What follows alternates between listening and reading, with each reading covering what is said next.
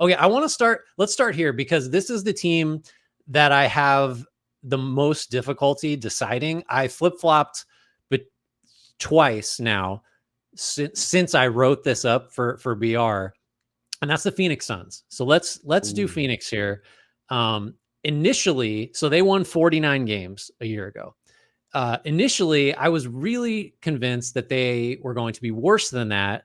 The logic just being, I don't think Kevin Durant has another 75 all NBA level games in him, which the Suns got from him last year. Just all the basic Suns stuff. They're top heavy. They're inflexible. Bradley Beal is a pretty big disappointment. All the second apron stuff. Their options are limited.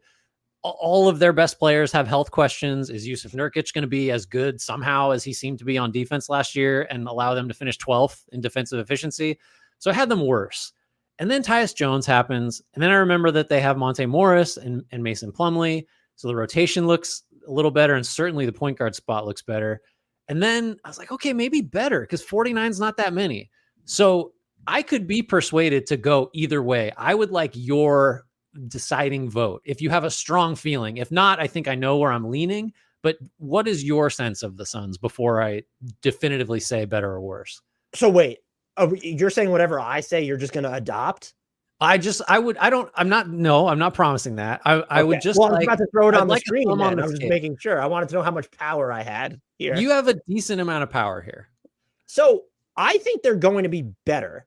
Okay. The fact that they won 49 games, given all that happened last year, and I know that the big three, they did play together, but the stop and start availability of Bradley Beal to begin the year certainly didn't help things. The fact that they were so good on defense without getting super lucky on opponent shooting is just, they could be better on that end with a full year of Royce O'Neal. And you brought back Josh Okogie. Now, however, I've called it they've exacerbated their amount of non-wings by bringing in Tyus Jones. But one of our biggest gripes with them was the turnovers. Even with Devin Booker running point guard, there were just minutes where it wasn't clicking. Now, maybe just extra time improves that, but you bring in Tyus Jones, who is, by the way, one of only just two players to have 3 seasons with an assist rate above 25 and a turnover rate below 9. The other player, by the way, Grant, is Michael Jordan. Pretty good company to keep. You're going to have some more offensive organization, and I think that's a big deal, in part because of the concern that you just outlaid with Kevin Durant. This will make it easier if he has to miss time, but it also makes it, or when he's on the bench, of course, but it also makes it easier on Kevin Durant because Tyus Jones is so good at getting into the lane. He's pretty quick at getting off the ball. And we saw KD specifically struggle with how defenses were going after him. And he's just not built that way to beat double teams the way he was a half decade ago or so. And so to bring in another ball handler, game manager, I think that ends up making them better. And I think you could also just point to it, right? KD might play less. Bradley Beal probably plays more. And he, to his credit, I think people have like made Bradley Beal his no trade clause, where it's like, this dude sucks because he has a no trade clause. The no trade clause is very restrictive for his team, and it's put the Suns in a tough spot, but he's still a good player. And I thought he did a good job of trying to adapt last year. My main concern with them is I know they were just 12th in defense, but they're starting Tyus, which means that Beal or Devin Booker is just their primary wing checker to begin games. And I'm very curious to see how they're going to close, because if you're Tyus, do you go to Phoenix on the minimum? If you're like, oh, you'll start, but we might just yank you 2 minutes in, or you're not going to close games. I'm going to go better. I think you've sold me. The other thing is they had the point differential of a team that should have won like 50 just on cleaning the glass, 50.6. So there's a little wiggle room if you were to assume they like actually aren't any better. I think there's just the depth is part of it. I guess this is an argument that the improved depth, the presence of more than one point guard, offsets like there's like you got to concede though, there's real like the bottom falls out risk with this team if like one or two of their relatively injury prone best players are down at the same time. But I guess so high variance for sure, but 49 is just not that high. So I guess we'll go better for them.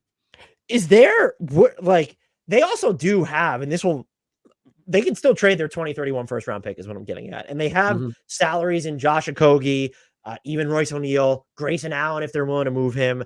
They could do like if the 2031 pick is on the table, like I'm using this as an example. Do you know who would be perfect for this team? Tari Eason. And so if Yeah. you're Houston and you've already started getting in the business of Suns picks, why not just Right. get that 2031 first round pick, send out Tari Eason, take back whatever you need to do? Would you do that if you're Phoenix? Like, is Tari Eason a good enough player to say, I'm punting on my draft 7 years from now? If I'm Phoenix, I've probably already tried to trade that pick. Like I think they're just like, if Well, I I'm meant for him pretending I'm, specific, like who is the worst type of player that you would? I proposed this to somebody and they said, well, could Houston give up Cam Whitmore as well? And I was like, salary wise, yeah, they could make it work, but Cam Whitmore and Tari Eason for just a 2031 first round pick, I don't think I'm doing it if I'm Houston. yeah, I think just like in a vacuum of I don't know, are we talking unprotected, whatever, a first round pick of any type is kind of a lot for Tari Eason. I really like Tari Eason. I just wrote about him today because he had kind of a lost season, but like defensively, that guy is just a game wrecker, and he really is the type of guy you would want playing with, scoring stars, which is what Phoenix traffics in. Yeah, I don't know. I don't know who the best player is that pick could get, but like that's the fit at least would make a lot of sense if Eason could be healthier than he was a year ago. All right, so we're bullish on the Suns, I guess, despite me having a lot of reservations. All right, let's do an easy one here. Arguably the easiest on the board, so let's just knock it out. The Memphis Grizzlies, 27 wins last year. Everybody on the entire roster who mattered, other than I guess Jaren Jackson, was injured, suspended, whatever. There's just no way they don't win 20 more games than that this year, right? Like I don't know what else there is to really say. Like we've seen this team win 50 plus twice in a row when healthy. Last year was an outlier. I don't know how much more in detail we need to get. Like, oh, Gigi Jackson and Vince Williams Jr. got all these reps that they wouldn't have otherwise because the team was so threadbare. They'll be better. They'll be helpful. Like if those are your 9th and 10th guys or whatever, you're awesome. It's just like 27. Like there's no way they win fewer than 27. So it's just, this is the easiest one on the board. They're going to be better. Yeah, they're going to be way better. The only really matter of debate, and it's just a matter of how much better they would be, is how much are they going to lean on Zach Edey? What does that look like? And does that adversely or positively impact their ceiling? But he should help. He should, honestly, I think they might wind up being scarier just because he probably unlocks the best possible version of Jaren Jackson Jr. on defense, because he just does the rim protection and rebounding stuff.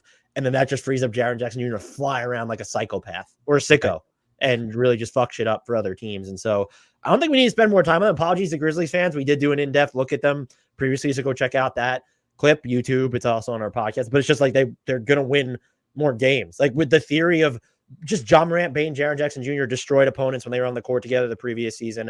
I thought Marcus Smart was bad last year when you look at the way he was running the offense. Yeah. Maybe that was about the talent deficit around him, but you pair those four with him and Zach Edey and Gigi Jackson, Vince Williams. You already mentioned those names. Luke Kennard is back. I do worry about their shooting overall, but I think the bigger thing, and I promise I'm wrapping it up here, is you mentioned the reps Gigi Jackson and Vince Williams got.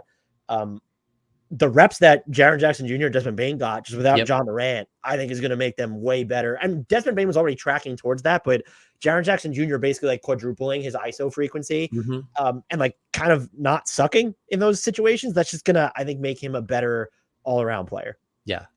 Easy one.